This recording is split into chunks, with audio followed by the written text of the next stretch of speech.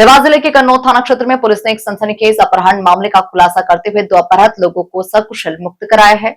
प्रेम विवाह से नाराज आरोपियों ने दोनों युवकों का अपहरण कर परिवार को धमकी दी थी कि अगर युवती को वापस नहीं भेजा गया तो सुबह 4 बजे तक दोनों की हत्या कर दी जाएगी। बता दें कि पुलिस ने ऑपरेशन त्रिनेत्रम के तहत लगे सीसीटीवी कैमरों और तकनीकी साक्ष्यों की मदद से इंदौर पहुंचकर घेराबंदी की और 6 आरोपियों को गिरफ्तार कर लिया। देखिए विजय सिंह गौड़ की ये रिपोर्ट। घटना 6 मई की रात करीब 3 बजे की है, जब डायल 112 पर सूचना मिली कि ग्राम केलोदा पी में घर में सो रहे 2 लोगों का अज्ञात बदमाशों ने अपहरण कर लिया है।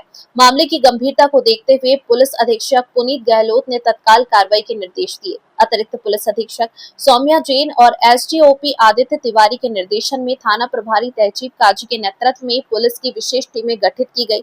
जांच में सामने आया कि परिवार के एक युवक द्वारा प्रेम विवाह किए जाने से नाराज होकर आरोपियों ने इस वारदात को अंजाम दिया था।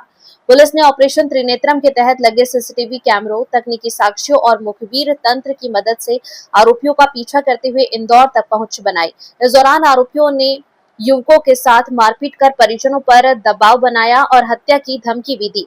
स्थिति की गंभीरता को देखते हुए पुलिस ने इंदौर में योजनाबद्ध तरीके से दबिश दी और चारों ओर से घेराबंदी कर दोनों युवकों को सकुशल मुक्त करा लिया। पुलिस ने इन मामले में 6 आरोपियों को गिरफ्तार कर अपहरण में प्रयुक्त कार और हथियार भी जब्त किए हैं।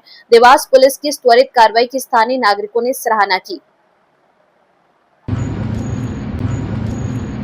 रात में 3 बजे के लगभग 112 पर सूचना प्राप्त हुई थी कि ग्राम किलोदा में 2 लोग जब घर पर सो रहे थे उनको कोई जबरन अगवा करके ले गया है। सूचना पर आसपास जो गांव के लोग थे उनसे पूछताछ की गई। ऑपरेशन त्रिनेत्रम में जो कैमरे लगे थे उनसे देखा गया तो उस पर प्राथमिक रूप से ये जानकारी मिली कि कुछ लोगों द्वारा इनका अपहरण किया गया है और अपहरण करने में कुछ ऐसे व्यक्ति शामिल हैं कि जो इस गाँव में पहले प्रेम विवाह हुआ था, उसमें जो लड़की थी उसके परिवारजन के 1-2 लोगों की इसमें शिनाख्त हुई थी।